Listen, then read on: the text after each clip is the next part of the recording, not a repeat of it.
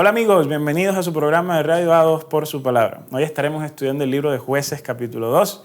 Queremos recordarles la invitación que les hicimos durante la semana, donde les dijimos que BioChannel estaba creando un nuevo canal, no para reemplazar sino para generar un contenido diferente que no podemos subir en este canal, contenido que tiene que ver con sermones, reflexiones, seminarios.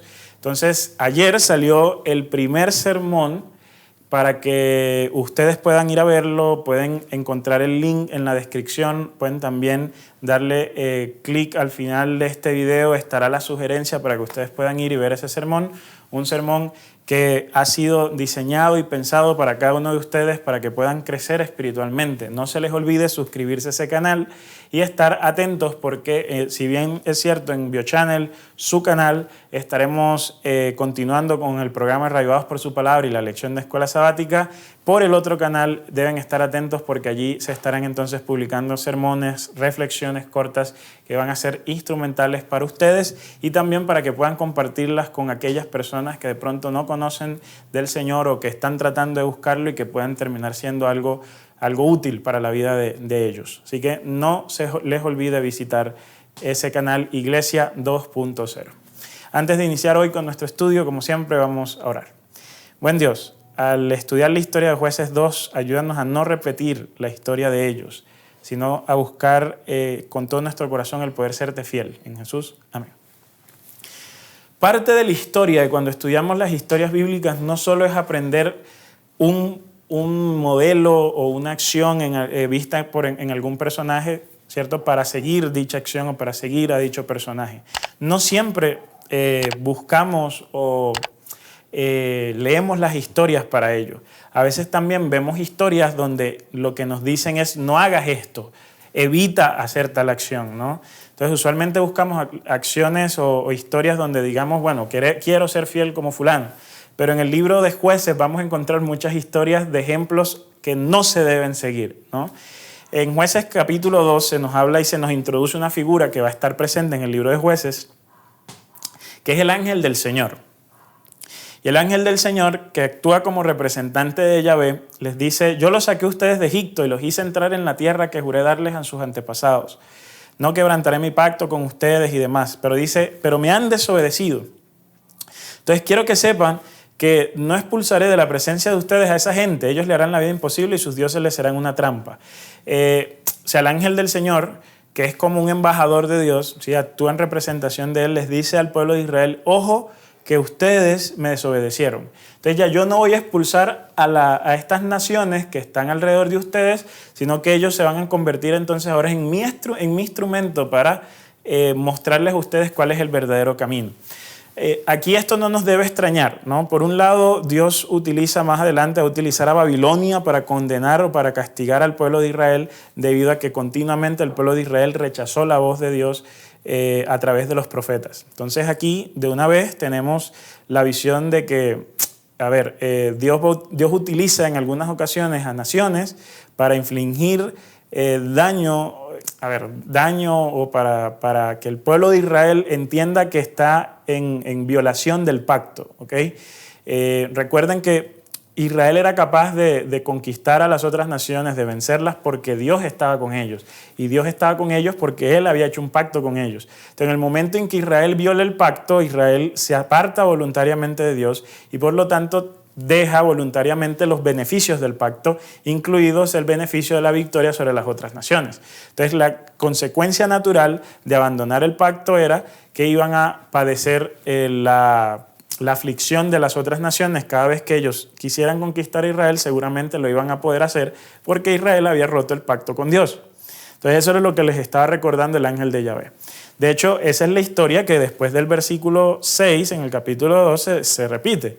Que una vez muere Josué, los israelitas, dice el versículo 11, hicieron lo que le ofende al Señor y adoraron a los ídolos de Baal. Abandonaron al Señor, Dios de sus padres. Siguieron otros dioses, los dioses de los pueblos que los rodeaban y los adoraron. Abandonaron al Señor y adoraron a Baal y a las imágenes de Astarté. Entonces el Señor se enfureció contra los israelitas y los entregó en manos de invasores que los saquearon. Les vendió a sus enemigos que tenían a su alrededor, a los que ya no podían hacer frente. Cada vez que los israelitas salían a combatir, dice el texto, la mano del Señor estaba en contra de ellos para su mal, tal como el Señor se los había dicho y se los había jurado. Entonces dice al final del capítulo 2, que en cierta forma es un resumen de todo lo que pasa en el libro de Jueces, los israelitas les tocaba someterse ahora a las naciones que los circundaban porque esas naciones empezaron a derrotarlos militarmente.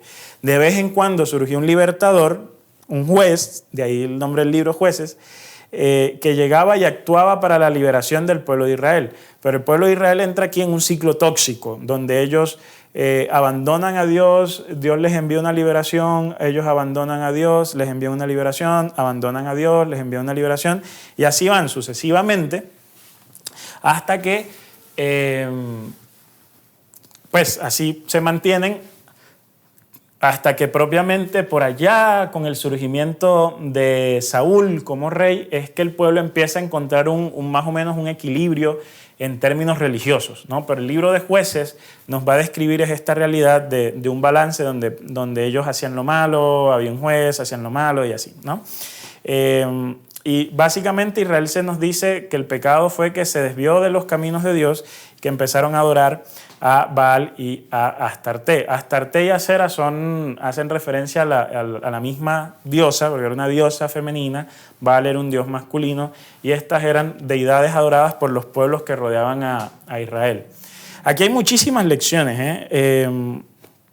Lo cierto, por ejemplo, en primer lugar no era que Dios estuviese actuando activamente en contra de Israel, porque el texto pudiese llegar a dar esa impresión. El punto era que al romper el pacto, Israel ya no contaba más con la protección de Dios y entonces afrontaba las consecuencias naturales de no tener a Dios en su vida. Como no tenía a Dios en su vida, las consecuencias naturales eran ser derrotados y entonces ser humillados ante los demás.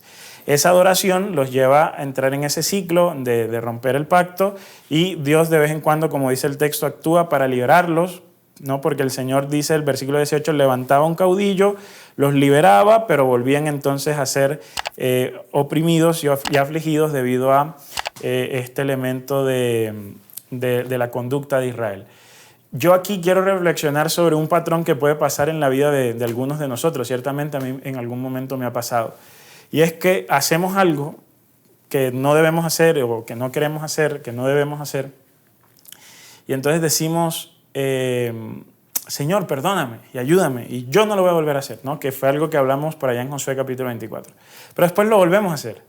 Y entonces otra vez, Señor, ayúdame, y lo volvemos a hacer. Pero a medida que vamos en ese ritmo de que lo hacemos, Señor, ayúdame a no hacerlo más, lo vuelvo a hacer, y Señor, ayúdame, lo vuelvo a hacer, Señor, ayúdame. En ese ritmo, en esa dinámica nos vamos desgastando, y sobre todo vamos desgastando esa espiritualidad que vamos teniendo, porque cada vez se nos hace más fácil hacer una acción que sabemos no se debe hacer. Entonces, el pueblo de Israel vivía diciendo, Señor, ya no vamos a ser más idólatras, y ¡pum!, idolatría. Señor, ya no vamos a ser más idólatras, ¡pum!, idolatría. Hasta que esto va erosionando en el corazón esa relación que nosotros debiésemos tener con Dios manifestada en el pacto. Yo pienso y considero que, basados en la experiencia de Israel, nosotros debiésemos poner cuidado a cuando nos empezamos a desviar del camino, ¿no? Entonces, apenas nosotros notemos que nos estamos desviando en un aspecto de nuestra vida de Dios, debemos ponerle un cuidado en particular a eso y tratar de arrancarlo de raíz.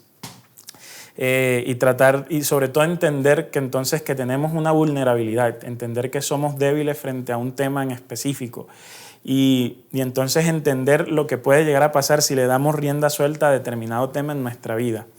Es muy importante que nosotros nos cuidemos, que cuidemos la relación que tenemos con Dios, que cuidemos, por así decirlo, el pacto, ¿no? Y pueden existir distintos desencadenantes para una condición. En el caso de Israel Josué se murió. Entonces, como el líder espiritual se murió, ya está, la vida espiritual se vino abajo. En algunas ocasiones puede ser que se cambió de pastor, que cambiaste de jefe, o que determinado líder espiritual que tú seguías ya no tiene quizás una influencia sobre ti por algún tipo de traslado o demás. O pueden ser situaciones de la vida que sirven como desencadenantes de una crisis espiritual. Entonces, cuando nos encontremos en una crisis espiritual, haciendo lo que sabemos no debemos hacer, es prestemos atención, ¿sí? y abramos los ojos y tratemos de encontrarle algún tipo de solución junto con Dios al problema, porque si no vamos a entrar en un camino donde nos engañamos fácilmente creyendo que poniendo pañitos de agua tibia al problema ya hemos solucionado el asunto, y lo que nos vamos a encontrar es en un patrón de conducta repetitiva una y otra vez, cayendo en lo mismo, y entonces terminamos alejándonos cada vez más de Dios, pero creyendo que estamos unidos a Él a través de esos pañitos de agua tibia. Entonces, muy importante cuando nos estemos desviando del camino, hablar con Dios seriamente y tomar decisiones que puedan alterar el rumbo de nuestra vida.